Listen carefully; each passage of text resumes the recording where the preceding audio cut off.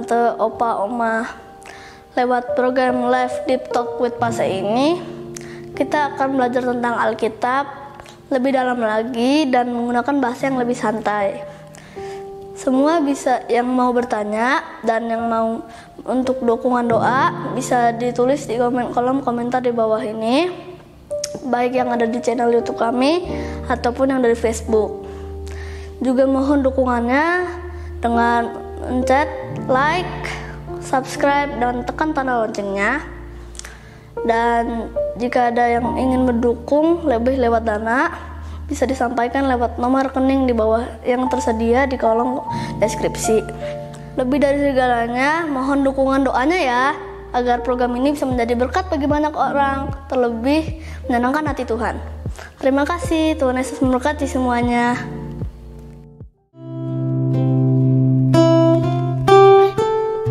Shalom semuanya, kembali bersama saya. Kita akan lanjutkan Deep Talk with Pase-nya, tadarusan kita ya. Sebelumnya kita mari menyembah Tuhan terlebih dahulu.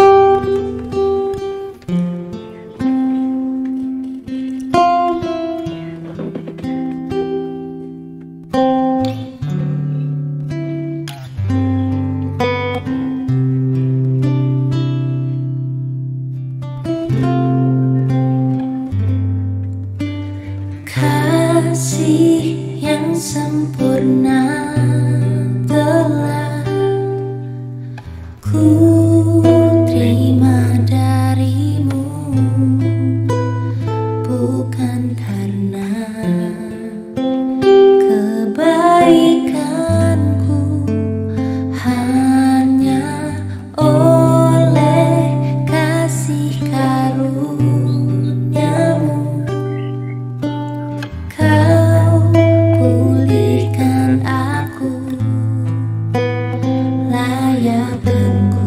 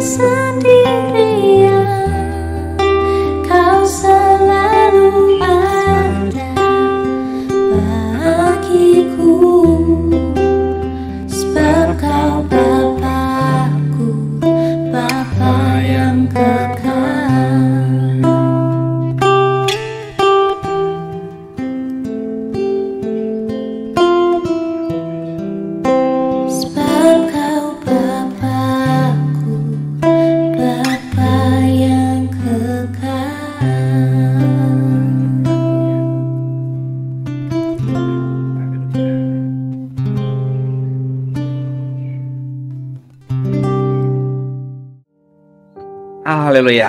Ya, selamat malam semuanya. Kembali bersama dalam program Deep Talk with Pase. Tadarusan kita yang lanjutin ya. Jadi kita sebentar akan ngebahas 1 Korintus pasal yang ke-12 ya. Perikopnya rupa-rupa karunia tapi satu roh, dan juga banyak anggota tetapi satu tubuh ya. Coba kita ngebahas 31 ayat ini ya. Karena satu dan lain hal, 2 perikop ini saling kait-mengkait, maka kita coba padatkan dalam satu program ya, dalam satu hari ini. Dan terima kasih buat kebersamaannya ya, baik yang ikuti live streaming maupun yang ngikutin siaran tunda. Bisa kasih komennya saudara di kolom komentar untuk menyemangati atau ya mendoakan agar program ini semakin jadi berkat gitu ya. Dan tolong di subscribe, dikasih like, dan juga di share kepada yang lainnya program ini lewat sosial media saudara, via WhatsApp kah, via Facebook kah gitu ya, via apapun juga saudara ya, supaya program ini semakin dikenal oleh banyak orang, karena banyak orang di luar sana belum kenal program ini gitu ya. Semoga dengan dikenal dan ada yang mau nyangkut dan mau belajar membaca Alkitab secara sistematik, ikuti tadarusan kita ya, harapannya dengan baca Alkitab dan juga diskusi sedikit soal apa yang kita bisa dapatkan kebenarannya di ayat yang kita baca, itu membuat kita masing-masing semakin punya kehausan lah ya, punya kerinduan lah untuk hidup benar dan lebih mengenal Tuhan, sehingga nanti setelah program ini, di luar program ini, Bapak Ibu punya kerinduan sendiri gitu ya, untuk membaca Alkitab lebih lagi, belajar kebenaran Tuhan, mengenal Tuhan lebih intim lagi. Itu harapannya ya. Dimulai dengan program ini dan berkelanjutan seperti bola salju. Jadi tolong di-sharekan kepada yang lainnya, sehingga semakin banyak orang yang diberkati. Sebelum kita mulai, kita tundukkan kepala, kita doa. Mengucap syukur Tuhan, malam hari ini kami sudah berkumpul kembali lewat program ini, dan kami mau membaca 1 Korintus pasal 12. Berikan hikmat marifat kepada kami, remamu, pengertianmu, sehingga kebijaksanaanmu Tuhan, sehingga ketika kami baca, kebenaranmu lah yang kami temukan. Di dalam nama Yesus, haleluya. Amin. Oke, tanpa membuang waktu, siapkan Alkitab saudara. Kita buka 1 Korintus pasal yang ke-12. Ya, temanya atau perikopnya diberi judul oleh Lembaga Alkitab Indonesia, rupa-rupa karunia tapi satu roh. Kita langsung baca ayatnya sampai dengan ayat yang ke-5 ya, bersama saya. Sekarang tentang karunia-karunia roh, aku mau saudara-saudara supaya kamu mengetahui kebenarannya. Kamu tahu bahwa pada waktu kamu masih belum mengenal Allah, kamu tanpa berpikir ditarik kepada berhala-berhala yang bisu. Karena itu aku mau meyakinkan kamu bahwa tidak ada seorang pun yang berkata-kata oleh Roh Allah dapat berkata terkutuklah Yesus. Dan tidak ada seorang pun yang dapat mengaku Yesus adalah Tuhan selain oleh Roh Kudus. Ada rupa-rupa karunia tapi satu roh, dan ada rupa-rupa pelayanan tetapi satu Tuhan. Jadi di dalam 1 Korintus 12 ini, setelah melewati soal tentang hiasan kerudungnya perempuan gitu ya, setelah melewati juga pengajaran tentang kebiasaan yang salah dalam perjamuan makan, Paulus kembali menuliskan tentu dengan konteks yang dia dapatkan dari jemaat Korintus ya, informasi yang dia dapatkan tentang jemaat Korintus. Dengan bekal itu kemudian dia tuliskan suratnya, dan yang kita baca sekarang yang terdapat di dalam pasal 12, yakni bahwa tentang karunia-karunia roh ya, bahwa dikatakan tadi karunia roh itu penting, bahwa tidak ada seorang pun yang dapat berkata oleh Roh Allah dapat berkata terkutuklah Yesus. Jadi sesuatu jika kita sudah penuh dengan Roh Allah, kita sudah percaya sungguh kepada Tuhan dan Roh Kudus, Roh Allah itu memenuhi hidup kita, itu nggak mungkin tuh kita bisa berkata terkutuklah Yesus. Jadi artinya orang yang berkata terkutuklah Yesus itu jangan-jangan Roh Kudus, Roh Allah sudah tidak ada lagi dalam dirinya dia gitu. Sebaliknya, tidak ada seorang pun yang dapat mengaku Yesus adalah Tuhan selain Roh Kudus. Jadi memang tentu Roh Kudus akan terlibat ya dengan kuasanya, dengan wibawanya, sehingga membuat kita akhirnya bisa mengaku Yesus adalah Tuhan. Ya. Jadi ya tentu dalam praktek pelayanan saya mendapati setan pun bisa mengucapkan Yesus adalah Tuhan gitu ya. Tapi pertanyaannya, apakah setan ketika mengucapkan itu dari Roh Kudus apa tidak? Atau ketika orang dikuasai roh jahat berkata Yesus adalah Tuhan itu, apakah itu dari Roh Kudus apa tidak? Itu dalam prakteknya tentu ada kasus-kasus tertentu, saudara. Tetapi secara universal, secara umum, bahwa orang yang bisa berkata Yesus adalah Tuhan pasti ada Roh Kudusnya. Ya. Roh Kudus yang menuntunnya, mengguidance sehingga lidah dan bibir mulutnya bisa mengucapkan kata-kata itu. Itu saudara ya. Jadi Roh Kudus itu pasti ekspresinya dalam yang keluar dari diri kita kalau kita dikuasai Roh Kudus adalah hal-hal yang baik. Nggak mungkin mengucapkan terkutuklah Yesus dan pasti akan memperkatakan Yesus adalah Tuhanku. Gitu saudara ya. Jadi ini yang bisa kita pelajari di ayat-ayat awal pasal 12. Dan di ayat keempat ada rupa-rupa karunia, ada banyak karunia, ada banyak pemberian, karena karunia itu bicara soal pemberian, ya. Grace itu bicara mengenai pemberian, ya. Tapi satu roh, ada rupa-rupa pelayanan, ya. Banyak pelayanan tuh nggak harus di gereja saja ada pelayanan banyak, ada pelayanan kenabian, kerasulan, pengajaran, ya. Terus juga gembala dan lain sebagainya, ada pengkhotbah, ada imam musik, ada imam multimedia, ada aser, ya, ada pendoa, ada guru sekolah minggu. Itu pelayanan di gereja, belum pelayanan di luar gereja, ya. Bahkankah kita diajar oleh Paulus juga bahwa lakukanlah segala sesuatu seperti untuk Tuhan, bukan manusia. Berarti apapun yang kau kerjakan dalam tanggung jawabmu, kewajibanmu sebagai apa di luar sana, ya, sebagai pegawai negeri kah, sebagai pegawai swasta kah, sebagai bisnismen kah, sebagai pegawai toko kah, atau apapun yang kau kerjakan di luar sana, bukankah itu pelayanan? Karena kau harus mengerjakannya seperti untuk Tuhan, kan? Jadi ada banyak pelayanan tapi satu Tuhan. Nah, itu yang harus dipegang dulu, ya. Bahwa dalam banyak karunia yang ada, yang kita bisa temukan nanti dalam pelayanan kita, ada banyak pelayanan yang bisa kita temukan nanti dalam pelayanan kita, tapi itu satu roh dan satu Tuhan, ya. Jadi dengan kerangka inilah Paulus ingin mengajar jemaat Korintus untuk berpikir dewasa. Dengan kerangka inilah Paulus ingin mengajar jemaat Korintus untuk membuka hatinya, ya, untuk bisa menerima perbedaan itu. Karena banyak karunia, banyak pelayanan itu kan kita harus menyikapi banyak perbedaan. Kita nggak bisa mengatakan karunia kita nggak bisa mengatakan pelayanan kita itu yang terbaik, saudara. Ya, itu yang paling hebat, ya, karena ada banyak karunia, ada banyak pelayanan. Itu dari satu roh dan satu Tuhan. Maka kita harus membuka hati kita untuk bisa menerima bentuk-bentuk karunia dan pelayanan-pelayanan yang lainnya itu, ya, sehingga kita tidak salah paham, kita tidak salah terima, dan kita bisa berkolaborasi, ya. Hari-hari ini kan kata collab itu atau kolaborasi adalah kata yang paling viral, ya, paling up to date gitu ya. Kita bisa bekerja sama dengan semua yang punya perbedaan karunia dan perbedaan pelayanan itu. Sehingga dengan bekerja sama tentunya karena satu roh, satu Tuhan tadi, merekalah nama Roh Kudus dan nama Tuhanlah yang dipermuliakan gitu kan ya. Dan kita lanjutkan ya ayat yang ke-6. Kita naikin dulu ayat yang ke-6. Oke. Ayat yang ke-6 sampai dengan ayat yang ke coba kita naikin sedikit bisa nggak nih ya, supaya ayat 10 bisa kita baca dengan tuntas. Oke, mestinya bisa. Oke, ya, sampai ayat yang ke-10 saudara ya. Ayat 6.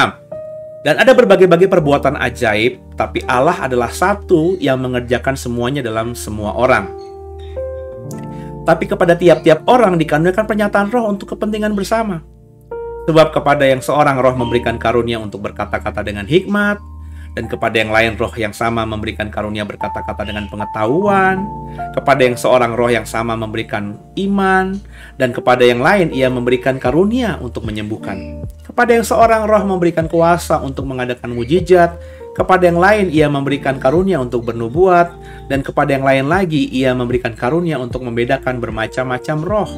Kepada yang seorang ia memberikan karunia untuk berkata-kata dengan bahasa roh, dan kepada yang lain ia memberikan karunia untuk menafsirkan bahasa roh itu. Ada banyak karunia yang berbeda-beda yang Tuhan berikan kepada seseorang, kepada yang lainnya, kepada yang lainnya, kepada yang lainnya. Pemberian atau karunia itu kepada seseorang bisa sama dengan orang yang lain, bisa berbeda dengan orang yang lain. Kepada yang seorang, karunia itu bisa diberikan bukan cuma satu, tapi dua. Tapi yang lain mungkin hanya satu, tapi mungkin ada yang 3, 4, dan seterusnya. Jadi di sini masalahnya bukan perbedaan karunia, bukan berapa banyak karunia, tapi yang ditekankan Paulus, banyaknya karunia itu semuanya dari roh yang sama. Ya. Ada karunia tadi dikatakan di ayat yang ke-9 tadi ya, dari ayat yang ke-8 bahkan, karunia untuk berkata-kata dengan hikmat, karunia berkata-kata dengan pengetahuan ya. Kepada yang sama roh memberikan karunia iman, kepada yang lain memberikan karunia untuk menyembuhkan ya. Jadi masing-masing itu diberikan karunia yang berbeda, tapi sebenarnya saling kait-mengkait satu dengan lainnya. Jadi kalau saya menafsirkan, kita harus introspeksi diri ya. Jangan terlalu bangga dengan karunia yang kita miliki. Misalnya kita diberikan karunia untuk menyembuhkan, saudara. Apakah karunia menyembuhkan itu menjadi sesuatu yang paling hebat? Mungkin di mata orang banyak, pendeta itu, pastor itu, si A itu luar biasa ya, dia tumpangi tangan yang sakit sembuh. Tapi apakah itu menjadi kehebatan atau yang tertinggi? Tidak juga, saudara. Karena orang yang seperti ini, ya, membutuhkan orang yang punya karunia hikmat, berkata-kata dengan hikmat, membutuhkan orang yang bisa berkata-kata dengan pengetahuan. Supaya apa? Supaya karunia yang dimiliki, yakni menyembuhkan orang itu, bisa tersampaikan secara sistematis kepada khalayak ramai, kepada orang Kristen, kepada jemaat, dengan kata-kata yang baik, kata-kata yang yang jelas, ya, pengajaran-pengajaran yang jelas. Itu membutuhkan orang lain juga kan. Karena yang saya amati jujur saudara, beberapa hamba Tuhan yang memang punya karunia kesembuhan ini tidak terlalu baiklah dalam menyampaikan atau berkhotbah itu. Saya amati itu bagi saya kemurahan Tuhan dan keadilan Tuhan ya. Kalau seseorang diberikan karunia yang semuanya gitu ya, orang ini menjadi Tuhan, menjadi dewa gitu. Tapi sehebat-hebatnya hamba Tuhan hanya mempunyai beberapa karunia saja ya, tidak tentunya memiliki semua karunia ini. Nah, bagi saya tadi ya, hamba Tuhan yang cukup dekat dan saya amati punya karunia kesembuhan ini ya, itu hebat di situ, dipakai Tuhan di situ, jadi berkat di situ, bisa menangkan orang dengan mujizat kesembuhan yang dia praktekkan itu. Tapi tentu ketika dia disuruh berkhotbah, menginjil, ketika dia membangun akhirnya sebuah gereja, dia butuh hamba Tuhan lain yang punya karunia pengetahuan, karunia hikmat, karunia berkhotbah itu, karunia iman ya, juga karunia bernubuat, supaya memperlengkapi pelayanannya. Sehingga orang-orang yang sudah sembuh dari sakitnya itu ketika datang ke gerejanya mendapatkan pengajaran yang baik, pengajaran yang benar. Ya. Sebab tadi yang saya amati, orang yang dikasih Tuhan karunia kesembuhan itu khotbahnya ya biasa aja ya. Nggak dalam gitu ya. Nggak punya karunia pengajaran ya susah saudara ya. Akhirnya harus butuh orang lain. Nah, sama juga sebaliknya, orang yang pintar ngajar, orang yang pintar khotbah, orang yang khotbahnya keren, yang bagus, yang sistematis, yang jelas, itu ya bagus saja ya, itu luar biasa. Orang diberkati dengan pengajaran seperti itu luar biasa. Tapi ya butuh juga orang-orang di gerejanya yang punya karunia menyembuhkan. Sehingga ketika ada orang sakit misalnya, ya diserahkan kepada tim pelayanan yang punya karunia kesembuhan ini, sehingga akhirnya didoakan dan sembuh. Akhirnya sehatlah komunitas gerejanya, kan begitu. Jadi kita ini harus mutualisme, simbiosis, saling menguntungkan, saling bekerja sama ke depannya, dan tidak menganggap karunia kita lebih hebat gitu ya. Ya, gereja yang hanya menekankan pada satu karunia, hamba Tuhan yang hanya menekankan pada satu karunia, itu akan membuat jemaatnya lambat laun, dengarkan saya, akan tersesat. Dengarkan saya, akan tersesat ya. Karena kalau ditekankan pada mujizat-mujizat semata, maka jemaat ini ya akan mengerti soal mujizat, yang dia kejar mujizat, yang dia tahu Kristen itu penuh mujizat, Yesus itu penuh mujizat. Dia tidak akan tumbuh dengan pengajaran-pengajaran yang sehat karena tidak dibekali oleh pendetanya atau oleh gerejanya. Soal mujizat dia hebat, tapi soal pengetahuan kebenaran yang luar biasa luas itu yang bisa kita temukan di Alkitab itu dia tidak kuasai. Sehingga ketika mengajar, ya mengajarnya hanya sebatas mujizat. Semua ayat firman Tuhan ketika dikotbahkan di ujung-ujungnya mujizat. Ya akhirnya tidak sesuai konteksnya. Sehingga akhirnya tentu kalau jemaatnya terus mengikuti hamba Tuhan seperti ini, ya akan tersesat nantinya. Karena tidak akan mengetahui Alkitab, memahami Alkitab secara utuh, kan begitu. Itu pentingnya kita, masing-masing kita untuk memahami siapa kita, ya, mengenali diri kita, tanda kutip itu menelanjangi diri kita itu penting. Supaya kita sadar bahwa kita ini tidak mempunyai ini, kita hanya mempunyai ini, kita membutuhkan yang ini karena kita tidak menguasai yang ini, sehingga kita akhirnya bisa bekerja sama dengan yang lainnya, begitu ya. Dan nggak ada Superman itu, yang ada super team dalam gereja, ya. Itu yang sedang kita kembangkan juga, ya. Itu yang sedang kita usahakan juga supaya masing-masing, kalau di The Way itu ya masing-masing hamba Tuhan yang siap melayani di The Way itu ya melayani dengan kapasitas dan karunia yang Tuhan berikan. Saya sudah berkali-kali bilang sama banyak leader kita, ya, untuk jangan sama seperti saya, ya. Ya carilah karunianya sendiri gitu loh. Jangan ngikuti style saya. Ya saya nggak mungkin bisa diikuti lah, ya. Saya bukannya sombong gitu. Kalian nggak mungkin bisa ngikuti saya lah gitu ya. Saya sudah terbentuk seperti ini belasan tahun, sudah seperti ini melewati belasan tahun. Kalian baru 5, 6 tahun, 7 tahun ini bersama saya, nggak bisa ngejar gitu maksud saya, ya. Maka jadilah diri sendiri, saya bilang gitu, ya. Tanyalah sama Tuhan karunia apa yang kalian punya. Kalau kalian memang punya karunia mujizat, tidak punya karunia berkhotbah, ya ada baiknya ketika dijadwalkan berkhotbah menolak khotbah itu. Jangan memaksakan diri jadi pengkhotbah semuanya gitu. Nah, saya jujur kan tidak tahu karunia mereka masing-masing, ya. Saya hanya mengamati doang, dan akhirnya memang saya lihat beberapa leader saya jujur ketika dikasih kesempatan untuk berkhotbah, ya khotbahnya tidak terlalu tajam, ya. Khotbahnya tidak terlalu baik begitu, ya. Karena mungkin karunianya bukan di situ, ya. Cuma untuk misalnya menekankan, memberikan kepada mereka informasi bahwa kamu nggak di sini itu butuh kebijaksanaan, butuh cara komunikasi yang baik yang sedang saya pelajari, saudara, ya. Ya, karena ya tadi ya saya perhatikan ya beberapa yang sudah saya berikan kesempatan untuk berkhotbah, memang saya lihat hari ini, detik ini ya belum punya karunia itu. Apakah akan seterusnya begitu? Tidak juga. Karena karunia pemberian itu kan diberikan oleh Tuhan. Dan kita sebagai anak kan ada firman Tuhan. Mintalah maka kau diberi. Kalau orang ini akhirnya sadar akan dirinya, dia tidak punya karunia berkhotbah, terus dia terus meminta kepada Tuhan, minta diperlengkapi, yang memohon sangat sama Tuhan, masakan Bapa memberikan batu ketika anaknya minta roti? Kan begitu. Tapi intinya orang itu harus sadar. Jadi kesadaran dirilah yang harus dimiliki oleh setiap hamba Tuhan. Ya, saya ketika awal bertobat dan mulai melayani Tuhan, saya sadar karunia saya ngajar emang. Ya, saya suka ngajar, saya suka bikin materi, entah materi pengajaran, materi khotbah, artikel itu saya kerjakan. Ya, teman-teman seangkatan saya di STT S1 saya pasti tahu itu. Ya, saya bikin artikel sendiri, bikin kayak surat kabar gitu yang isinya semuanya saya yang buat. Ada beberapa artikel saya fotokopi, di zaman itu masih fotokopian, saudara ya.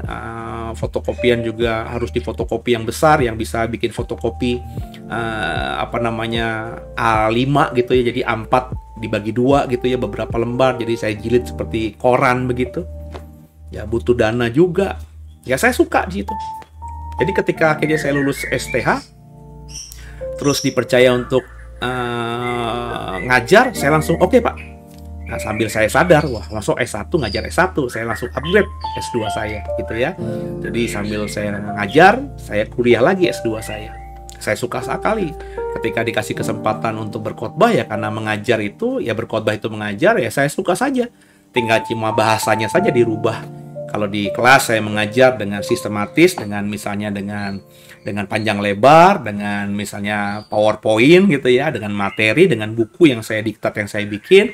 Tentu kalau khotbah ya harus dengan bahasa yang lebih komunikatif begitu ya, bahasa yang lebih enak ya, seperti orang mendongeng gitu kan. Nggak semua orang bisa mendongeng, semua orang bisa bercerita tapi tidak semua orang bisa mendongeng gitu ya. Bercerita ya cuma cerita doang ya, ada si kancil nakal ya, curi timunnya petani ya, bisa semua orang ya. Tapi mendongeng dengan mengkisahkan pada suatu sore ketika petani itu sedang mau panen, petani kesal karena ketika dia lihat ladangnya timun-timunnya sudah hilang, sudah dimakan. Dia akhirnya berusaha mencari tahu. Malam hari dia bersembunyi di sebuah pohon besar sambil matanya tidak tertutup, memandang terus ke ladangnya. Dia ketemu, dia mendengar suara. Dan dari kejauhan dia lihat kancil, seekor kancil yang ternyata selama ini mengambil timun-timunnya. Nah itu kan bahasa seperti itu kan nggak semua orang bisa seperti itu, saudara. Nangkep ya? Jadi intinya kita bisa ke sana kalau kita minta, tapi kita tidak mungkin bisa ke sana kalau kita tidak sadar diri, tidak introspeksi diri. Makanya di awal-awal ketika saya diminta untuk melakukan pelayanan tertentu misalnya, ya, saya berusaha menolak ya. Saya ketika itu ingat banget diminta untuk pelayanan mulai pelayanan konseling pelepasan. Ya, untuk melayani terjun. Yang saya kerjakan apa? Wah, saya nggak punya pengalaman ini nih. Ya, kalau cuma dengerin cerita orang curhat doang mah gue bisa, tapi kalau untuk teknis konseling pelepasan seperti apa saya nggak bisa. Saya masih ingat banget itu, ya, karena saya sadar di gereja tempat lama saya itu penekanannya konseling pelepasan, maka saya harus sadar diri saya nggak menguasai ini nih. Maka saya mulai ikut itu ibadah konseling pelepasan. Saya mulai dekat dengan hamba-hamba Tuhan yang punya karunia seperti itu. Saya amati, saya jadi pengamat. Jadi hamba Tuhan itu melayani konseling pelepasan, saya di sampingnya mencatat, mengamati saja ya, memperhatikan saja apa yang ada diskusi itu, saya dengerin ya. Saya perhatikan bagaimana caranya beliau melayani orang-orang ini. Saya catat, saya diam, saya tidak berkomentar gitu ya. Terus dari pengamatan itu saya gumuli, benar nggak ini ya. Saya tidak cuma mentah-mentah ya. Cara seperti ini benar tidak dengan ilmu teologi yang lagi saya pelajari di S1 itu, akhirnya memperlengkapi diri, akhirnya saya sampai pada pemahaman, oh kalau konseling pelepasan yang baik itu seperti ini. Sehingga akhirnya ketika oleh pemimpin gereja lama saya diminta untuk memimpin konseling pelepasan di baptisan selam mereka, ya saya sudah siap, sudah punya bekal itu. Karena sudah mempelajari secara sungguh, mengamati secara sungguh, dan pernah mempraktekannya. Sehingga itu yang saya bagikan kepada tim saya. Saya pilih tim-tim yang bisa mengikuti gayanya saya, stylenya saya. Ya, jadi beberapa yang tidak sesuai ya tidak saya panggil. Ya, biarin aja, orang saya dikasih oleh otoritas kok untuk memimpin ini. Tentu akhirnya saya yang harus membuat tim yang sejalan dengan apa yang saya imani tentunya kan. Ya, efeknya ada yang nggak suka, ada yang menganggap saya sombong dan lain sebagainya. Ya itu lumrah saja. Ya, ketika akhirnya kita memilih sesuatu, kita nggak mungkin bisa memuaskan semua orang. Intinya, yang saya mau katakan kita harus sadar. Kalau Bapak Ibu tidak punya karunia dalam berkhotbah, ya coba introspeksi diri. Tapi jangan patah arang kalau memang punya kerinduan untuk jadi pengkhotbah, ya selain mengupgrade dirimu, ya mengupgrade, belajar tentang ilmu tafsir, belajar tentang ilmu berkhotbah, gitu ya. Belajar praktek di pedalaman-pedalaman, di gereja-gereja, di PD-PD kecil gitu ya. Sambil kita juga meminta sama Tuhan ya. Minta loh sama Tuhan. Seperti saya punya kerinduan bisa jadi konselor itu, saya minta sama Tuhan, Tuhan berikan aku hikmat. Sehingga akhirnya sekarang ini saudara ya, kalau saudara ya bukannya sombong lagi nih ya, tapi ini fakta kok ya. Saudara ngobrol sama saya 5 menit ya, saya sudah tahu yang kau omongin itu benar, lebay, penuh tipu, atau saudara sedang mendustai saya langsung peka itu. Karena tadi saya sungguh-sungguh minta sama Tuhan karunia konseling itu, sehingga saya bisa membaca orang ya.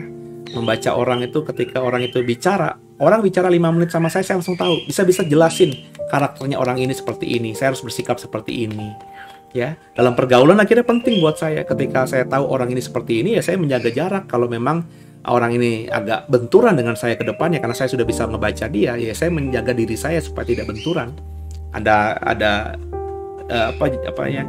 kisi-kisi yang nggak bisa saya terobos, karena kalau saya terobos pasti chaos atau ribut lah kita, ya. Dan itu diminta, saudara. Dalam pengalaman saya diminta, diberi. Tapi tadi dimulai dengan introspeksi diri. Ketika saya sadar saya nggak punya karunia itu, saya minta sama Tuhan. Sehingga ketika akhirnya saya dipercaya jadi timnya gembala, ya, saya tumpangi tangan orang, ya, karena saya sudah minta kuasa tadi, mujizat tadi, konseling tadi, gitu ya. Saya tumpangi tangan orang jatuh, ya biasa, ya. Orang muntah-muntah biasa. Orang akhirnya yang dikuasai roh jahat setannya bermanifestasi, itu hal yang biasa.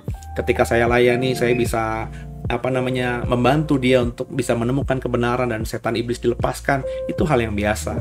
Tapi sebelum itu, ya, ada proses panjang tadi, ya. Bertahun-tahun saya minta, Tuhan tolong berikan aku kuasa itu, berikan aku karunia untuk bisa mengkonseling orang ini. Harus diminta. Ya, meminta atau memohon itu terjadi kalau kita sadar diri.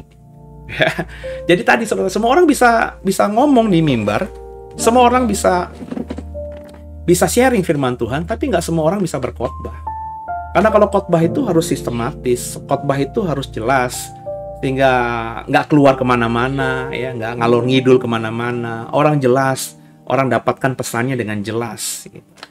Nah, itu ada tekniknya, dan tentu kalau kau tidak memilikinya, ketika kau minta sama Tuhan, Tuhan akan berikan kepada kita. Tapi harus introspeksi diri. Itu saudara ya, itu yang harus dipahami. Lanjut ya, wah panjang nih. Ya. Ayat yang keberapa tadi? Oke, ayat yang ke-11 kita naikin ya. Nah, coba kita naikin dulu ayat yang ke-11. Oh, ayat 11 ayat yang terakhir ya. Kita baca dulu ya. Tetapi semuanya ini dikerjakan oleh Roh yang satu dan yang sama, yang memberikan karunia kepada tiap-tiap orang secara khusus seperti yang dikehendakinya. Lihat, perhatikan. Jadi karunia itu diberikan kepada orang secara khusus seperti yang dikehendaki Tuhan. Jadi tahap awal ketika kita memahami ini, kita harus sadar bahwa tiap-tiap kita itu dikasih Tuhan karunia yang berbeda-beda. Kenapa? Ya karena Tuhan ingin memberikan karunia secara khusus kepada orang-orang sesuai dengan apa yang dikehendakinya. Karena Dia yang paling tahu kita, maka Dia berikan karunia ketika kita bertobat dan mau melayani Dia dengan karunia yang Dia tahu kita bisa kerjakan itu. Dan diberikannya spesifik kepada saya. Makanya tiap-tiap orang itu pasti karunianya bisa berbeda-beda. Bisa berbeda-beda bukan berarti harus berbeda. Bisa jadi ada yang sama. Tapi tentu berbeda-beda sesuai dengan tadi kehendak Roh tadi, ya. Karena Roh itu bisa melihat kita dengan telanjang, ya Dia tahulah kelebihan kita, kekurangan kita, kemampuan kita, ketidakmampuan kita. Maka ketika Dia lihat kita sudah bertobat, kita rindu ada mau melayani, maka Dia berikan karunia itu. Terlebih kalau kita sudah penuh dengan Roh Kudus. Roh Kudus akan memberikan karunia-Nya kepada kita.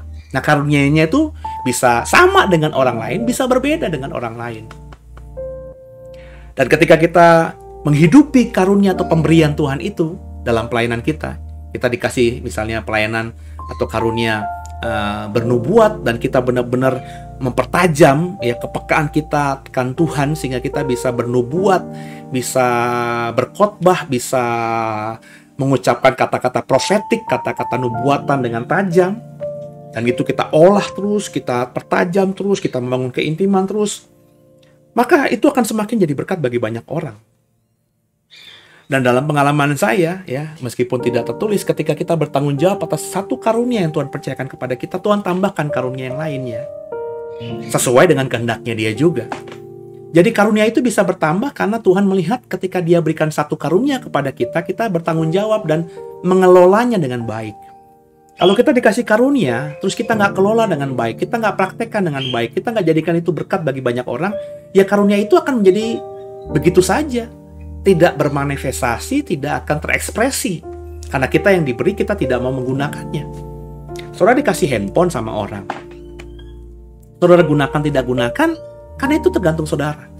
Kalau kau gunakan, ya, terus kita kau pakai, ya, terus akhirnya yang memberi kita itu terus melihat, itu handphone yang kuberi 3 tahun lalu itu masih dipakai loh oleh orang itu, dan dia memang berkelebihan, ya, saya yakin ada waktunya lagi nanti Dia berikan kita handphone yang baru juga untuk memperbaiki handphone kita yang lama. Tapi dengarkan saya, kalau Dia yang kaya ini memberikan kita handphone, Terus dia lihat berikutnya, di hari berikutnya, di bulan berikutnya, handphone pemberian dia kepada kita nggak kita pakai. Saya berani jamin, sejamin-jaminnya dia tidak akan kasih kita handphone lagi. Benar nggak? Sama logika ini kita pakai dalam karunia. Ketika Tuhan berikan kita karunia khusus, terus kita pakai untuk kemuliaan dia, kita pertajam terus, kita praktekkan terus, kita benar-benar jadi berkat bagi banyak orang karena pemberian atau karunia Tuhan yang diberikannya kepada kita itu. Maka dia pastikan karunia yang lainnya. Dia akan kasih karunia yang lainnya. Kenapa? Dia lihat kita bertanggung jawab dengan karunia yang sudah dia berikan kepada kita. Ditambahkan 2, 3, 4. Selain bisa ditambahkan, tentu saudara, kita bisa memintanya. Kalau kita sudah bertanggung jawab pada satu hal dan Tuhan belum memberikan karunia yang lain, kita minta sama Tuhan. Terlebih kita sadar bahwa kita tidak memiliki karunia itu, dan ketika kita sadar bahwa kita butuh karunia itu untuk memperlengkapi pelayanan kita yang sudah berjalan ini. Minta maka diberi. Jadi soal karunia ini, pertama saudara harus penuh dengan Roh Kudus dulu. Sebab bagaimana mungkin karunia roh itu menjadi milik kita kalau kau belum hidup dalam Roh Kudus. Belum menghidupi Roh Kudus belum hidup dalam dirimu. Benar ya? Pertama itu. Kemudian kalau kau sudah dipenuhi Roh Kudus, pasti Roh Kudus akan memberikan karunia pemberian. Nah, pemberian itu 1, 2, 3, 4 kerjakan dengan benar, pertajam, gunakan itu untuk jadi berkat bagi banyak orang dan memuliakan Tuhan. Kalau itu yang dia lihat kita lakukan, maka kita akan diberikan karunia kedua, ketiga, keempat, dan seterusnya. Dan andai kata kita sudah bertanggung jawab dengan karunia kita yang satu itu yang diberikan Roh Kudus oleh kita, kepada kita, dan kita belum mendapatkan yang lainnya, padahal kita butuh, maka mintalah dengan sungguh kepada Tuhan. Sebagai seorang anak kepada bapaknya. Maka bapak mana beri batu ketika anaknya minta roti? Bapak mana kasih ular ketika anaknya minta ikan? Begitu kan saudara ya? Maka pasti akan diberi. Nah, tapi butuh kesadaran. Ada memang hak prerogatifnya Tuhan memberikan karunia kepada kita. Karunia itu diberikan itu memang tergantung Tuhan. Tapi kita bisa mendapatkan karena memang belas kasihan dia, karena karunia dia, karena memang dia ingin memberkati kita, tapi juga bisa dengan kita meminta kepada dia. Nah, kalau meminta dikasih apa tidak ya urusannya Tuhan. Jadi kalau dikasih alhamdulillah, puji Tuhan, haleluya. Kalau tidak dikasih ya berarti memang Tuhan yang maha tahu itu merasa karunia itu nggak cocok buat kita. Entah apa alasannya, tapi saya percaya kok ya. Ada nanti ke depan kita akan ngerti, oh kenapa gue nggak dapet ini, kenapa gue akhirnya nggak bisa begini dan lain sebagainya. Jadi harus dipahami ini, ya, saudara. Saya dalam pelayanan saya di gereja lama itu saya cukup sering dalam pelayanan okultisme, saudara. Pelayanan pengusiran setan dan lain sebagainya. Ya, nggak tahu itu diberikan Tuhan kepada saya atau saya dapatkan begitu saja karena saya berada di komunitas gereja yang memang menekankan hal itu. Tapi jujur saudara, saya tidak terlalu menikmati karunia itu. Ya, ini saya ya. Saya tidak nyaman dengan dikit-dikit setan, dikit-dikit setan, dikit-dikit setan. Ya. Akhirnya pelayanan itu lama-lama tidak terlalu saya tekankan. Ya.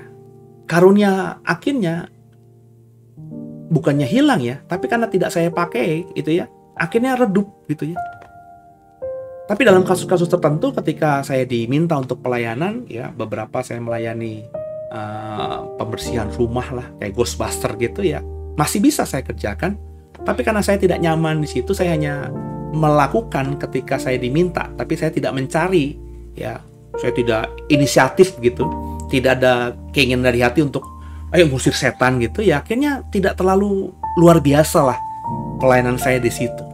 Ya, tadi itu yang saya katakan, kalau kita tidak kelola ya kita mungkin karunianya tetap ada tapi tidak maksimal, tidak terekspresi maksimal.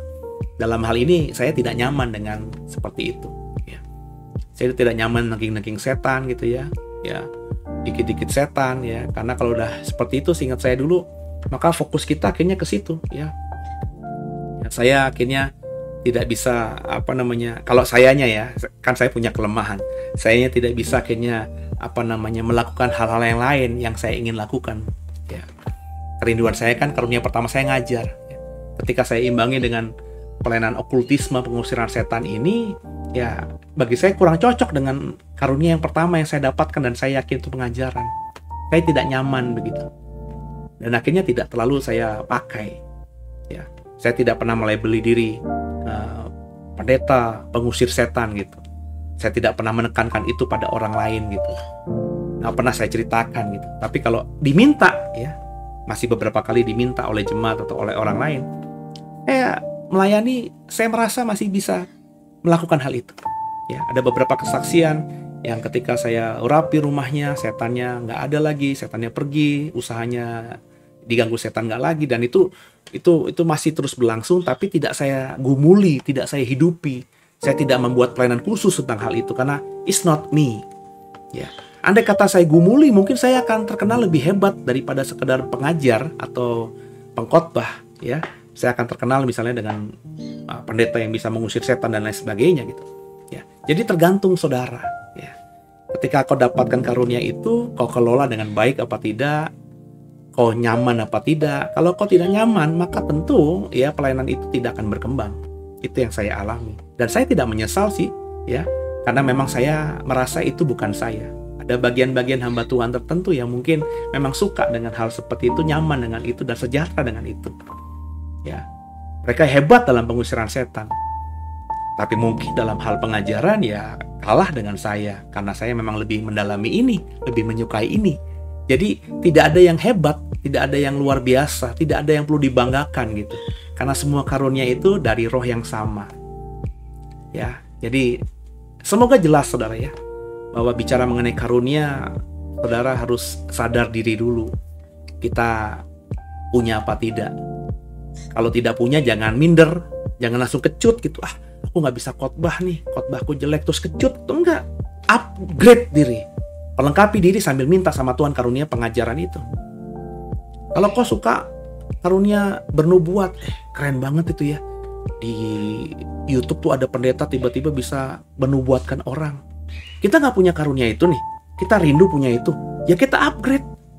Nah, orang yang punya karunia bernubuat itu pasti punya hubungan intim dengan Tuhan, kedekatan khusus dibandingkan dengan orang-orang Kristen yang lainnya. Yang saya tahu hamba Tuhan yang punya kepekaan bisa bernubuat itu memang hidupnya tuh berdoa terus, ya, menyendiri, bersekutu sama Tuhan, menjauhkan diri dari keramaian, sering naik ke gua doa, ya, menyembah Tuhan di sana, berpuasa di sana. Ya, gaya hidupnya seperti itu, gaya hidup yang memang membuat dirinya semakin dekat dengan Tuhan. Ya, akhirnya kalau itu akhirnya Tuhan berikan karunia nubuat dan dia bisa bernubuat dengan tajam, ya memang itu sudah sewajarnya. Nah, kalau saya ya jujur tidak punya karunia seperti itu, kecuali memang dalam kasus-kasus tertentu Tuhan berikan hikmatnya untuk saya memperkatakan itu. Tapi saya merasa tidak punya karunia itu. Dan saya juga tidak punya kerinduan untuk memiliki itu gitu ya. Karena tadi saya tahu effortnya lebih ya. Ya, effortnya kan tadi harus punya persekutuan sendiri sama Tuhan, nyembah Tuhan, punya keintiman lah. Ya, seperti seorang pertapa begitu kan ya, seorang yang benar-benar menjauhkan diri dari pergaulan dunia. Dan saya sekarang ini gembala, dan saya karunia awalnya tuh ngajar, berkhotbah ya. Tentu tidak bisa ya, tidak bisa lah gitu dalam artian mengejar karunia ini. Dan saya tidak pernah minta karunia bernubuat itu ya, untuk bernubuat dalam hal profetik tadi loh ya. Jadi kalau Bapak Ibu sering dengar, Pak Seno tuh pengkhotbah akhir zaman, saya bukannya bernubuat, saya hanya ngebaca Alkitab saya. Ya, saya hanya ngebaca Alkitab saya. Mungkin saya punya karunia pengetahuan tadi, sehingga ayat-ayat yang saya baca itu lebih jelas, lebih terang daripada orang lain yang membaca ayat yang sama. Sehingga dari hal itu saya akhirnya mengajar karena saya punya karunia pengajaran. Akhirnya pengajaran akhir zaman saya ya banyak memberkati banyak orang. Tapi kalau untuk menubuatkan apa yang terjadi nanti ya dari sudut pandang profetik gitu ya, misalnya Pak Seno lihat apa nanti di 2022 ada apa? Lah saya nggak bisa. Tapi apakah tidak ada orang seperti itu? Ada. Kalau dia punya karunia nubuat, dia bisa tahu 2002 akan terjadi ini. Dia akan berani ngomong itu di mimbar sebelum peristiwa itu terjadi. Jauh-jauh hari secara spesifik. Nubuatnya spesifik. Nah, saya nggak punya itu semuanya. Ya. Saya hanya berkhotbah tentang akhir zaman dari ayat-ayat yang memang kita bisa baca di Alkitab kita. Loh, kenapa Pak Seno bisa lebih tajam? Mungkin karena saya punya karunia pengetahuan, karunia hikmat kali ya. Sehingga karunia itu yang membuat saya bisa lebih jelas lebih bisa menghubungkannya dengan ayat-ayat yang lain, menemukan kebenarannya sehingga ketemu benang merahnya. Dan ketika disampaikan, orang yang mendengar tuh kayaknya wow. Ya padahal bagi saya biasa aja. Kalau sudah punya karunia itu ya biasa saja gitu. Tapi orang lain, orang awam bilangnya wow, wow, wow, wow gitu ya. Jadi bagi saya sadar diri dulu. Ya. Karena nggak ada karunia yang hebat itu. Ya. Kalau satu karunia Tuhan kasih ke kita hidupi, kita gumuli sungguh, maka kita bisa jadi berkat bagi banyak orang dan tentu menyenangkan Tuhan di situ. Maka hari ini, apa karuniamu? Jangan bilang sama saya nggak ada. Sebab orang yang penuh dengan Roh Kudus pasti diberikan karunia. Kalau kau bilang nggak ada, maka Roh Kudus belum ada dalam hidupmu. Nah, kalau Roh Kudus belum ada dalam hidupmu, bagaimana kau bisa bilang kau seorang Kristen? Nangkep ya? Kalau Roh Kudus nggak ada dan belum penuh dalam hidupmu, berarti roh setan masih dalam hidupmu. Maka penuhlah dengan Roh Kudus, bertobatlah sungguh, minta Roh Kudus into my heart, into my heart. Ketika Roh Kudus penuh atas hidup kita, maka diberikannya karunia tadi. Satu lah paling nggak. Dan hidupi. Berikan yang terbaik kepada Tuhan dengan karunia itu. Maka Tuhan akan pakai dirimu hebat di situ. Jadi berkat di situ. Dan tidak tertutup kemungkinan Tuhan tambahkan karunia kedua. Tidak tertutup kemungkinan ketika kau minta karunia yang lainnya Tuhan berikan. Dan akhirnya hidupmu lebih bermakna di bumi ini. Tapi dimulai dengan ngaca. Sadar diri. Jangan paksakan ngelakuin sesuatu yang bukan dirimu. Ya. Oh mungkin nyaman, saya nyaman kok berkhotbah. Loh kalau khotbahmu tapi ngelantur kemana-mana, tidak jadi berkat bagi banyak orang, orang tidak pernah merespon dengan positif, berarti ada yang salah di sini. Kenapa saya nyaman tapi kok khotbahnya nggak tajam, nggak jadi berkat? Nah berarti kita harus sadar diri, upgrade, ya, merendahkan diri, meminta karunia berkhotbah itu kepada Tuhan, supaya kata-katanya tersusun rapi, sistematis, jelas, tajam. Sehingga orang yang mendengarnya, mau orang miskin, orang kaya, orang bodoh, orang terpelajar, semuanya bisa diberkati lewat firman yang kita sampaikan. Gitu ya saudara ya. Kita lanjutkan perikop yang berikutnya. Wah udah hampir 1 jam, baru perikop berikutnya. Banyak anggota, tetapi satu tubuh. Oke. Kita turunin dulu. Oke. Banyak anggota, tetapi satu tubuh. Kita baca ayat 12 sampai ayat 15. Karena sama, ya, seperti tubuh itu satu dan anggota-anggotanya banyak, dan segala anggota itu sekalipun banyak merupakan satu tubuh, demikian pula Kristus. Sebab dalam satu roh kita semua, baik orang Yahudi maupun orang Yunani, baik budak maupun orang merdeka, telah dibaptis menjadi satu tubuh, dan kita semua diberi minum dari satu roh. Karena tubuh juga tidak terdiri dari satu anggota, tapi atas banyak anggota. Andai kata kaki berkata, karena aku bukan tangan, ya kita coba naikin dulu ya saudara ya, supaya tidak terputus nanti ayat 15-nya. Ya. Ayat 15-nya. Andai kata kaki berkata, karena aku bukan tangan, aku tidak termasuk tubuh. Jadi benarkah ia tidak termasuk tubuh? Dan andai kata telinga berkata, karena aku bukan mata, aku tidak termasuk tubuh. Jadi benarkah ia tidak termasuk tubuh? Ayat 17. Andai kata tubuh seluruhnya adalah mata, di manakah pendengaran? Andai kata seluruhnya adalah telinga, di manakah penciuman? Tetapi Allah telah memberikan kepada anggota masing-masing secara khusus. Ingat, secara khusus. Suatu tempat pada tubuh seperti yang dikendakinya. Andai kata semuanya adalah satu anggota, di manakah tubuh? Memang ada banyak anggota, tapi hanya satu tubuh. Jadi mata tidak dapat berkata kepada tangan, aku tidak membutuhkan kau. Dan kepala tidak dapat berkata kepada kaki, aku tidak membutuhkan engkau. Naikin lagi ya. Ayat 22-nya. Malahan justru anggota-anggota tubuh yang nampaknya paling lemah, yang paling dibutuhkan. Dan kepada anggota-anggota tubuh yang menurut pandangan kita kurang terhormat, kita berikan penghormatan khusus. Dan terhadap anggota-anggota kita yang tidak elok, kita berikan perhatian khusus. Hal itu tidak dibutuhkan oleh anggota-anggota kita yang elok. Allah telah menyusun tubuh kita begitu rupa, sehingga kepada anggota-anggota yang tidak mulia, diberikan penghormatan khusus. Supaya jangan terjadi perpecahan dalam tubuh. Tapi supaya anggota-anggota yang berbeda itu saling memperhatikan. Jadi sampai ayat 25 ini kita diajar bahwa diibaratkannya kita seperti tubuh ini. Bahwa tubuh ini banyak anggotanya. Mata tidak bisa bilang, karena aku bukan telinga, aku bukan anggota tubuh. Ya. Telinga juga tidak bisa bilang, karena aku bukannya hidung, tidak bisa mencium, aku bukan anggota tubuh. Ini semuanya berbeda, fungsinya berbeda. Bentuknya berbeda. tapi berguna ketika menjadi satu kesatuan. Kalau telinga doang, nggak ada gunanya. Lo punya telinga, lo tebas telinga lo nih, ya. Lo jabar-jabarin, gue punya telinga nih, ya. Nggak ada gunanya, nggak ada fungsinya. Cuma telinga doang, tapi nggak bisa mendengar karena terputus dari tubuh yang lain. Jadi saling kait-mengkait, saling membutuhkan, saling bergantung satu dengan lainnya. Itulah yang sebenarnya harus dikerjakan kita sebagai gereja. Karunia yang berbeda-beda tadi itu diibaratkan anggota tubuh yang berbeda-beda. Kita butuh satu dengan lainnya. Kita butuh teman-teman, hamba-hamba Tuhan yang punya karunia kesembuhan. Kita butuh hamba-hamba Tuhan yang punya karunia nubuat. Kita butuh hamba-hamba Tuhan yang punya karunia pengajaran, karunia berkata-kata dengan hikmat, karunia berkata-kata dengan pengetahuan. Kita butuh juga hamba-hamba Tuhan yang punya karunia berbahasa roh, karunia yang menafsirkan bahasa roh. Kita butuh orang-orang hamba-hamba Tuhan yang punya karunia iman itu. Butuh, saudara. Maka gereja yang sehat, gereja yang menyadari hal ini.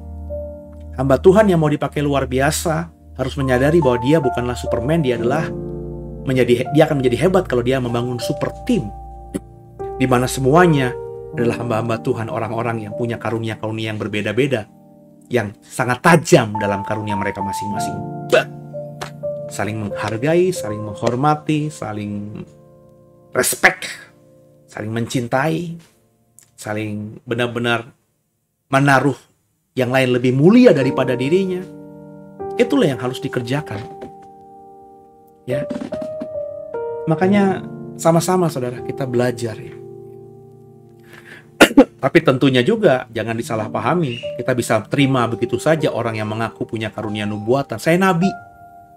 Ya, jujur saja saudara, selama The Way ada, saya tidak pernah mengundang orang yang mengaku atau diberi stempel nabi itu. Karena saya tidak kenal mereka, jujur saja. Ya, ada beberapa banyak Pak Pendeta, ada nabi ini dari Afrika, dari Amerika, dari Eropa. Punya kesaksian begini, pernah menubuatkan gini. Saya nggak kenal, jujur aja saya nggak kenal.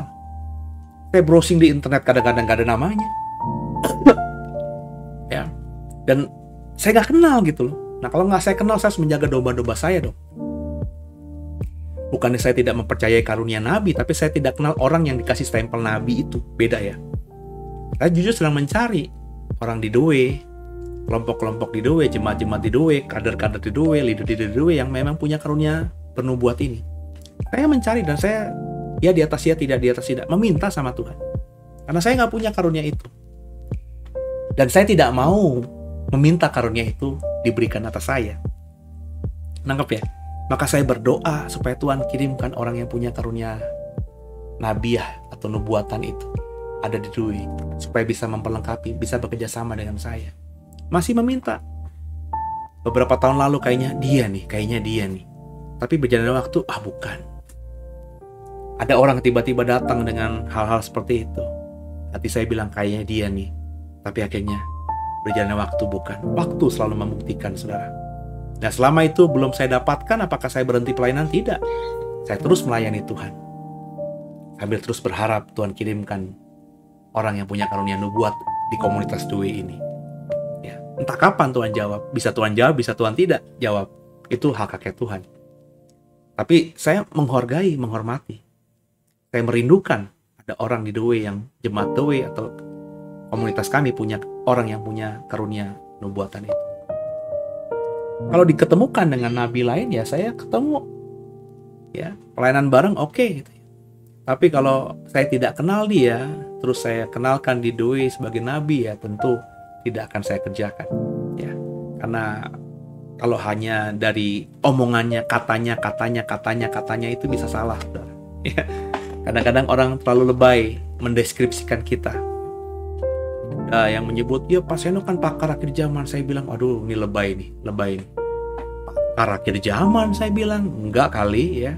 Pengkhotbah akhir zaman atau pengajar yang lebih menekan, yang suka mengajar akhir zaman, oke. Tapi kalau dibilang pakar, enggak. Kadang-kadang tuh orang lebay memberikan stempel sesuatu kepada seseorang, ya. Oh ini nabi hebat Pak, itu lebay. Kecuali memang pelayanannya saya lihat langsung, ya, dengan mata telanjang saya, ya. saya diberikan kesempatan bisa bersama-sama melayani dan saya lihat langsung, mungkin akan saya terima dan akan saya undang masuk ke komunitas saya karena saya memang punya kerinduan itu. Tapi cuma kalau katanya begini, saya abaikan. Jadi memang kita harus bekerja sama dengan anggota tubuh yang lainnya, dengan orang-orang yang punya karunia lainnya, tapi harus dengan hikmat dan marifat tadi. Ya. Itu ada pengajar hebat, Pak. Ya, pengajar hebat itu ntar dulu. Kalau kita nggak kenal, kita belum dengar, ya jangan dibilang hebat lah. Ya.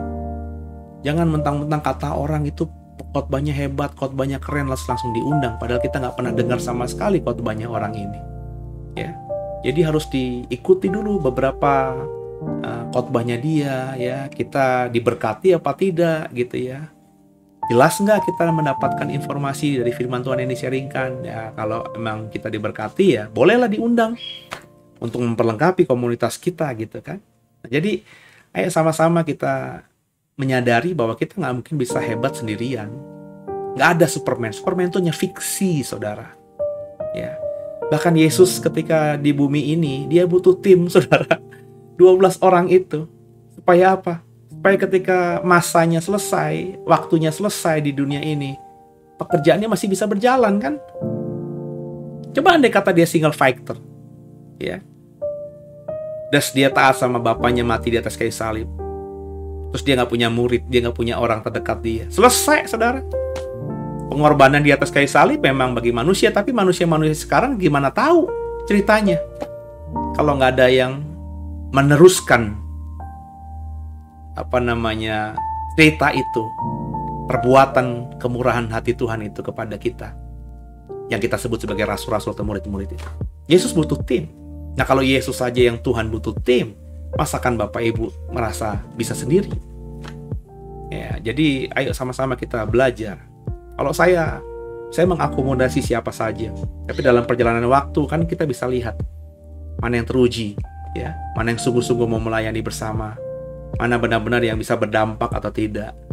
Nah, kalau berdampak atau berdampak benar, ya bermanfaat benar buat pelayanan kita, menopang pelayanan kita semakin hari semakin kuat dalam beberapa sisi, maka kita harus terus pakai orang ini. Ya, kita sama-sama bergandengan tangan melayani Tuhan bersama-sama. Tapi kalau tidak, ya sudah. Ya, biasa saja gitu, ya. Ya, biarlah terus teruji dengan waktu. Sambil kita lihat juga. Karena bisa jadi orang yang kita temui sekarang itu tidak hebat, tapi kemudian dia menjadi hebat. Begitu juga orang yang kita temui sekarang hebat, demikian beberapa hari atau beberapa waktu kemudian menjadi tidak hebat. Karena hebat sekarang itu kan harus dijaga kontinuitasnya, ya, komitmennya, konsistensinya. Mempertahankan itu sesuatu yang lebih berat daripada merebut kan. Jadi kalau orang sudah merasa punya karunia pengajaran, maka dia harus terus mempertahankan ritmenya itu, upgrade, dalami, kembangkan kapasitas pemahaman dirinya, tentu dengan minta pertolongan Roh Kudus. Orang yang sudah merasa punya karunia mujizat, saudara harus mempertahankan itu semuanya, mempertajam itu semuanya, sambil mematikan dagingnya sedemikian rupa. Oh, saya banyak kenal, saudara, hamba Tuhan yang puluhan tahun lalu tuh hebat dalam karunia mujizat, kesembuhan, pelepasan, whatever lah sebutannya itu. Tapi sekarang pelayanannya nggak kedengeran, saudara. Masih melayani tapi nggak kedengeran. Nggak berdampak seperti dulu. Kenapa? Ya ada salah yang dia perbuat. Ada blunder yang dia kerjakan. Merasa dia hebat, dia nggak menjaga dirinya, jatuh dalam dosa. Dan kalau sudah jatuh dalam dosa, saudara, jujur saja, untuk bangkit lagi bukan tidak mungkin. Karena kalau benar-benar bertobat, minta ampun sama Tuhan, ya Tuhan bisa pakai dia lagi. Tapi jujur saja, dalam pengamatan saya, berat orang yang sudah jatuh dalam dosa, sudah dapat stigma hamba Tuhan yang jatuh dalam dosa, ya, untuk naik lagi dalam pelayanan, dipakai Tuhan lagi. Mungkin Tuhan mau pakai lagi, tapi gambaran atau stigma di masyarakat, di jemaat itu sudah rusak. Maka saya selalu bilang hamba Tuhan itu pekerjaan terakhir. Ya. Jadi kalau sudah mau jadi orang yang namanya pelayan Tuhan sepenuh waktu, hamba Tuhan sepenuh waktu, pendeta, pengkhotbah, gembala, itu benar-benar harus jaga dirinya, nggak bisa jatuh dalam dosa lagi. Ya. Paling nggak menjaga kesungguhannya hidup yang kudus itu. Wah, itu beratnya luar biasa. Ya, sebab setan itu selalu ngasih masukan-masukan, mimpi-mimpi, pikiran-pikiran yang kotor itu, yang jahat, yang bisa melukai hati Tuhan. Nah, itu kita buahi dengan perbuatan, atau kita bisa usir dan kita bisa fokus sama Tuhan. Itu dalam pengalaman saya beratnya minta ampun. Godaan demi godaan ada. Mempertahankan yang benar itu susahnya minta ampun. Ku berjuang sampai akhirnya kau dapati, aku tetap setia. Dengarkan saya, itu beratnya minta ampun. Jadi, kalau kau sudah dipakai Tuhan hari ini, kau sudah diberkati Tuhan hari ini, jaga itu, saudara. Jaga itu. Sebab kalau Tuhan izinkan, apalagi kalau kau salah, semua itu bisa hilang kok dalam tiupan angin. Hilang seperti debu. Jadi harus kita jaga, saudara ya. Jadi mulailah hari ini untuk membangun tim. Ya, kalau kau baru bertobat, ada kerinduan untuk membangun pelayanan, bangunlah tim. Ya, tim tentu kalau kau merasa kau yang dipanggil menjadi leaders, kau harus memposisikan diri sebagai pemimpin. Pemimpin tentu ada teknik-tekniknya gitu ya. Bagaimana wibawa ilahi, wibawa itu bisa datang dari lahir, pemberian, bisa juga kita ciptakan, saudara. Ya. Jadi coba lihat para pemimpin yang karismanya luar biasa, ya. Itu kan kita bisa ngebaca ya, bagaimana gesturnya dia. Ya, dalam hal ini saat ini saya bisa menilai dari jauh Pak Jokowi. Pak Jokowi itu kalau satu sisi lucu gitu orangnya ya. Ya, dia bikin kuis ya. Ayo, siapa yang bisa sebutkan nama-nama ikan? Itu kan sesuatu yang bagi saya lucu gitu ya. Masa presiden seperti itu? Jadi dia ada sisi humorisnya kalau bagi saya. Ya, dapat sepeda lagi. Sesuatu yang nggak pernah dikerjakan, out of the box gitu. Ada presiden yang ngasih tebak-tebakan, sebutkan nama 5 ikan, terus dapat hadiah sepeda gitu ya. Itu bagi saya luar biasa. Dia ada sense humornya tinggi. Tapi kalau kita lihat juga gesturnya dia, ya, cara pembawaan dia, itu tidak membuat orang melihat Pak Jokowi seperti seorang pelawak yang gampang dibecandain. Ya, tetap dia menjaga jarak sehingga orang juga akhirnya respect, hormat. Nah, itu kan harus dijaga. Diciptakan oleh kita, saudara. Ya. Jadi itu berat sekali, saudara, ya. Saya bukan pemimpin awalnya, saya hanya seorang pengkhotbah yang melayani di sebuah gereja besar. Tidak ada tuntutan apa-apa, sehingga saya lebih santai dalam mengekspresikan diri saya, ngobrol sana, cekakak-cekikik dengan siapa saja, bercanda dengan siapa saja. Tapi ketika saya dipercaya Tuhan, ya, dulu saat itu sebagai seorang ketua yang membawahi STT, wah, saya punya mahasiswa saya nih, nggak bisa saya bercanda seperti biasanya lagi kepada mereka sebaya dengan saya, ada yang lebih tua bahkan lebih muda, tapi saya nggak bisa bercanda secara gimana gitu sama mereka. Saya mulai jaga jarak ya supaya juga mereka respect sama saya. Ya, apalagi ketika saya jadi gembala begini, waduh ya, satu sisi saya pengen ngobrol panjang lebar, cerita panjang lebar ya, tapi kalau saya seperti itu bisa jadi saya tidak akan dihormati ya. Wibawa itu harus bukan saja pemberian tapi harus diciptakan ya. Sehingga ya saya kalau nggak ada penting-penting banget ya saya lebih baik sendiri gitu, nggak ngobrol yang macam-macam.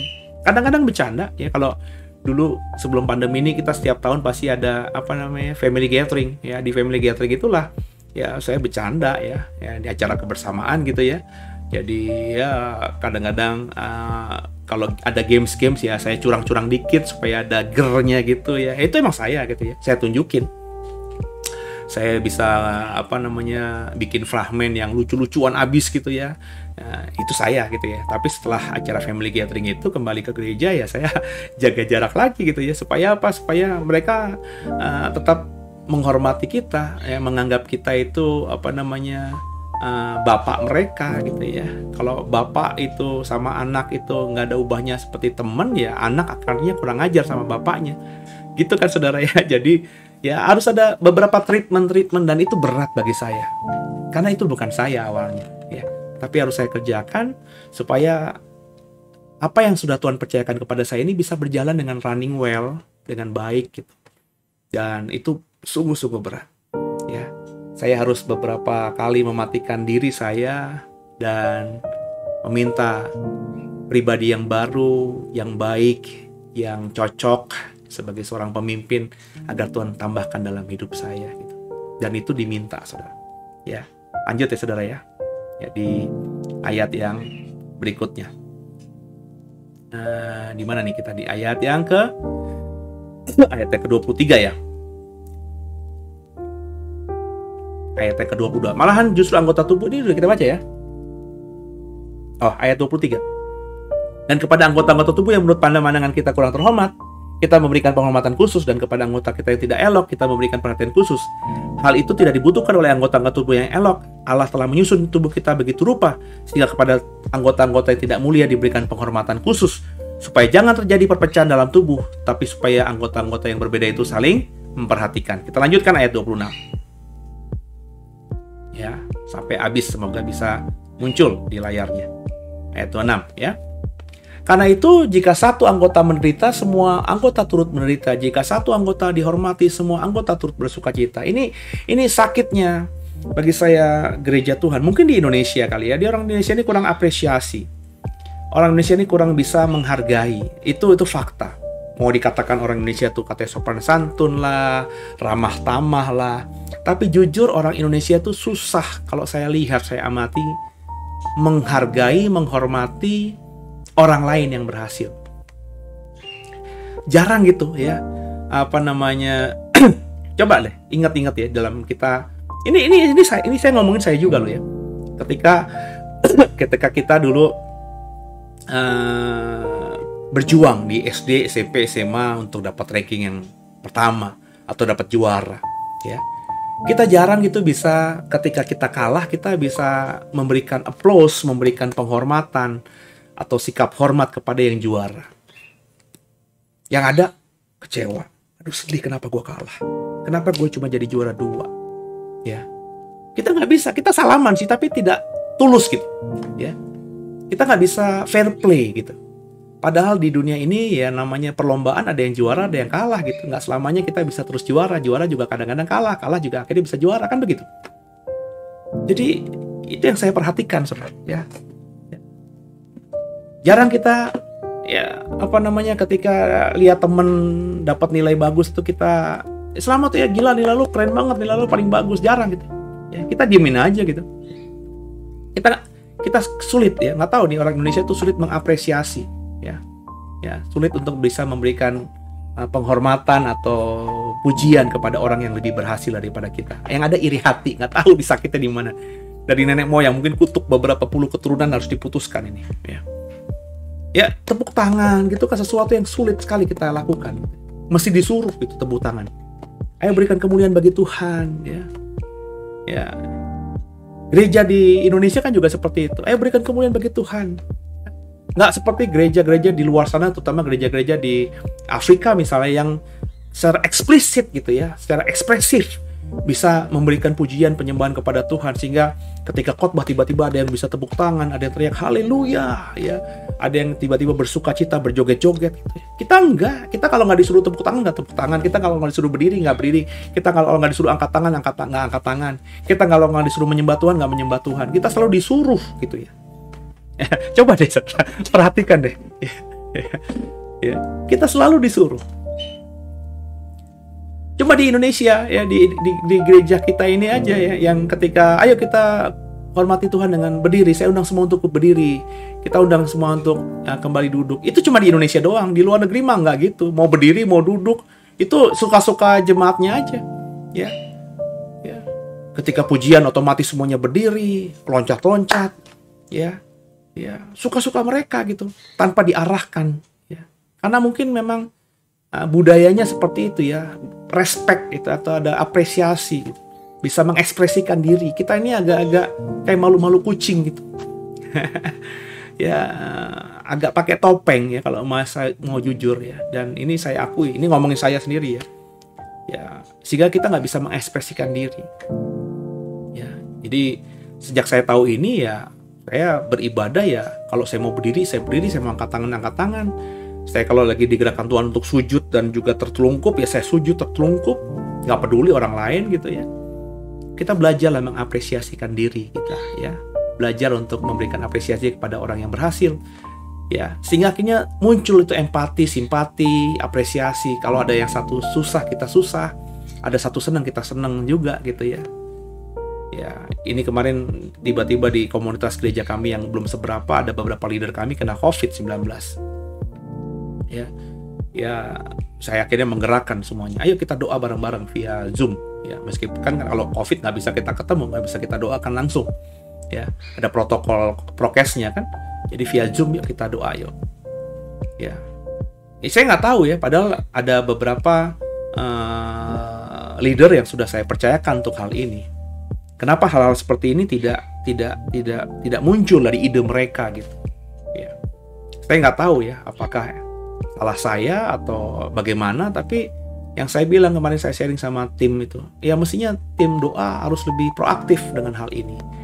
Kalau ada jemaat yang tiba-tiba sakit, apalagi sakitnya COVID-19 dan agak parah begitu, ya coba kita bikin doa. Sekarang ada aplikasi. Yang sakit kan masih bisa megang handphone, meskipun terbatas, nggak bisa ngomong karena mungkin pakai alat bantu oksigen, ya kan bisa mengamini dalam hati paling tidak. Mendengar bahwa ada saudara-saudara seimannya yang menopang dia dalam doa, kan begitu. Ya. Jadi budaya atau sikap satu orang susah di komunitas kita itu adalah susahnya bersama, senangnya satu orang senangnya bersama. Ini harus kita sharingkan. Paling nggak di rumah tangga dulu lah. Jadi kalau ada anak yang berhasil, studinya berhasil, Pak, bagus, Bu, ya, apresiasi mereka. Nah, sebaliknya juga kalau mereka tidak bagus, jangan dibilang bagus. Ih, raportnya merah semuanya, keren. Jangan digituin ya. Ya, ditegur gitu ya. Dibangkitkan motivasinya supaya ke depan bisa lebih berhasil lagi. Jangan dipuji terus. Ya. Jadi kita balance gitu ya. Ketika ada anak yang tiba-tiba sedih karena nilainya jelek ya, jangan dimaki-maki dulu, Pak, dihibur dulu ya. Ya, ini kamu tahu kan kamu nilai jelek kan? Kan apa yang kamu tabur itu yang kamu tuai. Ya, kamu dapat nilai jelek ini mestinya kamu sadar. Kenapa kamu bisa begini? Ya. Ya udah, ini selesai. Ya, kamu kan kecewa, marah. Ya buat apa marah kepanjangan, kecewa kepanjangan? Sudah terjadi. Ya. Kalau kamu takut sama papa mama, sekarang papa mama sudah maafkan kamu, ya. Sekarang kamu belajar yang benar, ya, supaya nilai yang jelek seperti ini nggak terjadi di kemudian hari. Harus semangat, harus serius belajar. Karena bukan buat papa mama nih, buat kamu. Bukan masalah nilai, tapi ilmunya nanti buat bekal kamu di kemudian hari. Nah, dimotivasi begitu, ya. Sambil nanti baru ketika anak kita sudah tidak lagi dalam situasi berkabung itu, ya, kita kritisi cara dia belajar mungkin, cara dia mendalami sesuatu mungkin, ya, kita kritisi supaya dia sadar akan kesalahannya itu, kan begitu, ya. Jadi belajarlah di komunitas kita untuk berempati, ya. Satu yang menderita semuanya menderita, satu dihormati semuanya bersukacita, ya. Ayat 27. Kamu semua adalah tubuh Kristus dan kamu masing-masing adalah anggotanya. Dan Allah telah menetapkan beberapa orang dalam jemaat, pertama sebagai rasul, kedua sebagai nabi, ketiga sebagai pengajar. Selanjutnya mereka yang mendapat karunia untuk mengadakan mujizat, untuk menyembuhkan, untuk melayani, untuk memimpin, untuk berkata-kata dalam bahasa roh. Adakah mereka semua rasul atau nabi atau pengajar? Adakah mereka semua mendapat karunia untuk mengadakan mujizat? Atau untuk menyembuhkan? Atau untuk berkata-kata dalam bahasa roh? Atau untuk menafsirkan bahasa roh? Jadi berusahalah untuk memperoleh karunia yang paling utama, dan aku menunjukkan kepadamu jalan yang lebih utama lagi. Jadi intinya kita beda-beda, ya. Tapi mulailah menghargai tadi, ya. Satu menderita, semua menderita, satu senang, ikut semuanya senang. Belajar mengapresiasi, belajar menghargai perbedaan itu, dan manage perbedaan itu menjadi kekuatan buat kita. Bangsa ini bangsa yang kuat kalau Bhinneka Tunggal Ika itu dijalankan sungguh. Tapi kalau boleh jujur, hari-hari ini Bhinneka Tunggal Ika tuh layaknya cuma semboyan doang, tapi dalam aplikasi di lapangan sudah jauh dari yang disebut Bhinneka Tunggal Ika. Ada rasisme di sana, Cina lah, ya, asing lah, kafir lah, ya, agama memecah belah kita, ya, suku memecah belah kita, ras memecah belah kita, partai memecah belah kita. kepentingan politik memecah belah kita. Itu yang nggak diingini oleh founding father Bhinneka Tunggal Ika, berbeda-beda tapi tetap satu. Kita Kristen, saudara, tapi ketika kita berkehidupan bermasyarakat sebagai bangsa Indonesia, kita harus menghargai dan menghormati perbedaan agama dengan orang lain. Hargai orang Muslim yang beribadah dengan gayanya, orang Hindu, orang Buddha, Konghucu, aliran kepercayaan dengan style mereka yang memang bagi kita aneh. Mungkin dalam iman kita itu kafir, tapi jangan kita ucapkan kepada mereka kafir loh, kan nggak boleh gitu. Kita mungkin bisa menekankan hal itu ketika di komunitas kita. Bahwa iman yang benar, cara yang benar adalah apa yang kita imani sekarang ini. Itu sah-sah saja. Tapi keluar kita harus menghargai orang lain. Kita juga harus mengajar jemaat kita untuk bisa menghargai orang lain. Yang benar ini, kalau mereka memilih tidak seperti kita, hargai pilihan mereka. Biarlah Tuhan nanti yang menjadi hakim atas mereka, bukan kita yang menghakimi mereka.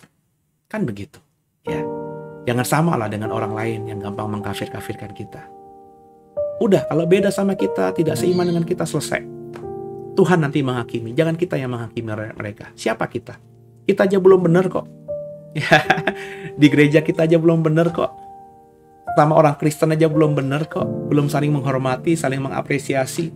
Masing-masing gereja masih menganggap gereja yang paling benar, sinode yang satu menganggap sinode yang benar, yang lainnya salah. Kita masih saling kok menjatuhkan dengan satu dengan lainnya, menganggap diri kita paling hebat, yang lain gak hebat.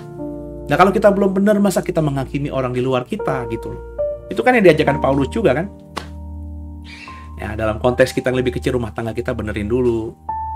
Gereja kita, ya gereja lokal kita benerin dulu. Kuatin dulu. Sinode kita kuatin dulu. Baru nanti kita bisa mempengaruhi yang lainnya. Ya, semoga dipahami bahwa perbedaan itu bukan sesuatu yang membuat kita jadi bermusuhan. Terutama perbedaan karunia, itu pasti terjadi. Karena Tuhan memberikan khusus kepada setiap kita sesuai dengan kehendaknya.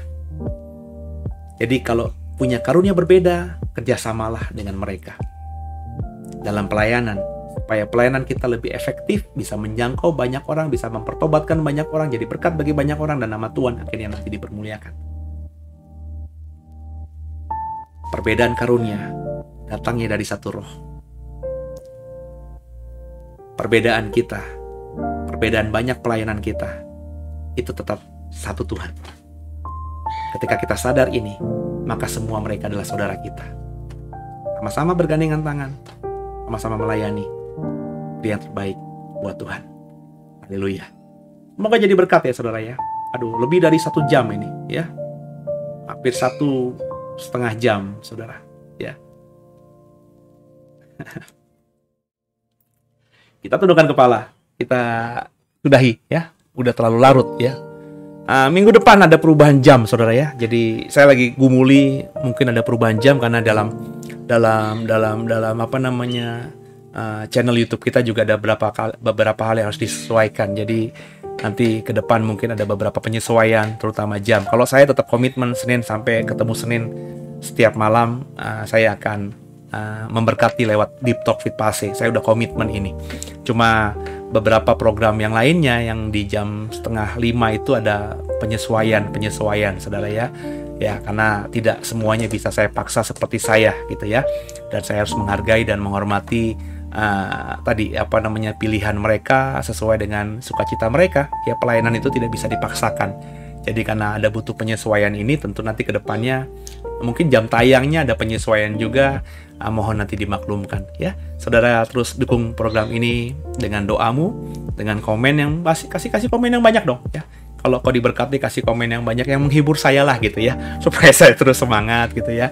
Dan terus doakan, dikasih subscribe ya, supaya besok-besok kau setiap ada program terupload baru langsung sampai ke saudara ya. Dikasih like juga kalau tidak keberatan. Apa susahnya sih pencet like gitu kalau diberkati gitu ya. Dan juga di share ya lewat WhatsApp kepada kekasihmu, kepada keluargamu, kepada kerabatmu, orang Kristen lainnya. Karena mereka banyak di luar sana nggak tahu program ini ya.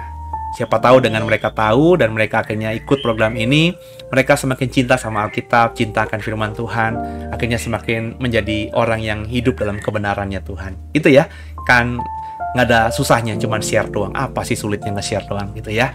Dan saya berharap itu dikerjakan oleh semua kita. Terima kasih buat kebersamaannya, tundukkan kepala. Oh ya, kalau saudara tergerak untuk menabur, memberkati pelayanan digital kami ini, ada nomor rekening. Silahkan ditabur di sana dengan sukacita. Setiap rupiah akan dikelola dengan baik untuk mempercantik program ini ke depannya, sehingga semakin hari semakin ya baiklah tampilannya. Saudara juga yang menikmatinya juga akhirnya semakin enak gitu, dilihat di handphonemu, di laptopmu, di TV-mu, dan lain sebagainya. Tundukkan kepala kita doa. Makasih Tuhan buat malam hari ini kami belajar banyak. Memahami perbedaan itu adalah indah, terutama perbedaan dalam karunia, perbedaan dalam pelayanan. Sebab meskipun beda karunia, berbeda pelayanan, tapi itu berasal dari satu roh dan satu Tuhan. Ampuni kami kalau kami salah selama ini, menganggap diri kami lebih hebat, dan lain sebagainya. Sekarang kami mau belajar membangun super team Tuhan, karena nggak ada yang Superman. Bahkan Tuhan Yesus tadi sempat disinggung juga, ternyata masih membutuhkan tim. Andai kata Yesus tidak punya tim, tidak punya murid-murid, maka pengorbanan di atas kayu salib ya berhenti di situ. Tidak akan sampai kepada kami yang hidupnya 2000 tahun kemudian.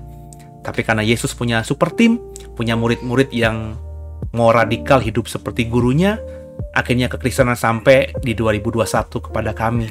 Dan kami bisa punya iman kepada Yesus Kristus sebagai Tuhan Juru Selamat. Berkati pemerintah kami, berkati semua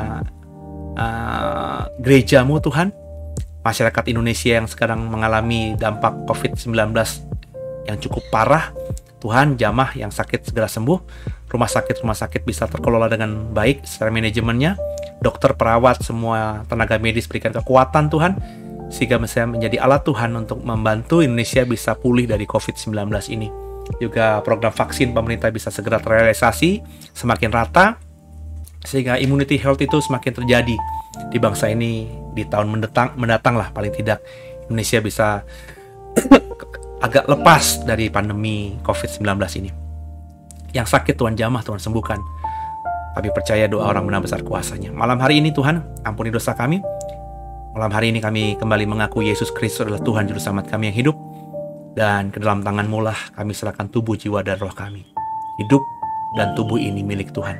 Kami persembahkan hanya kepada Yesus Kristus. Haleluya. Amin. Selamat malam semuanya. Sampai ketemu esok ya di pembahasan yang berikutnya, di program yang berikutnya. Jadi mulai minggu ini program Deep Talk with Pase-nya nggak melulu tadarusan. Ya tergantung saudara. Tapi setiap malam saya janji akan ada program saya Deep Talk with Pase. Tentu dengan program-program yang nanti bisa menyesuaikan. Ada tadarusan, ada From Above, khotbah tentang seri yang hari ini lagi membahas seri Kitab Rut. Mungkin nanti saya akan digerakkan di hari tertentu untuk mengajar tentang Bible Clinic, membahas tentang kata atau kalimat tertentu di Alkitab kita. Mungkin kita akan ngebahas soal akhir zaman juga. Jadi agak tentatif saudara ya. Jadi kita tidak kaku, tidak baku dengan Senin sampai Kamis ini tadarusan. Ya saya lebih fleksibel lagi, tapi saya yakinkan saudara bahwa kalau Tuhan izinkan saya masih sehat, Tuhan izinkan umur panjang, setiap Senin ketemu Senin, setiap malam saya akan terus jadi berkat di channel YouTube The Warriors. Tuhan Yesus memberkati semuanya. Selamat malam. God bless you.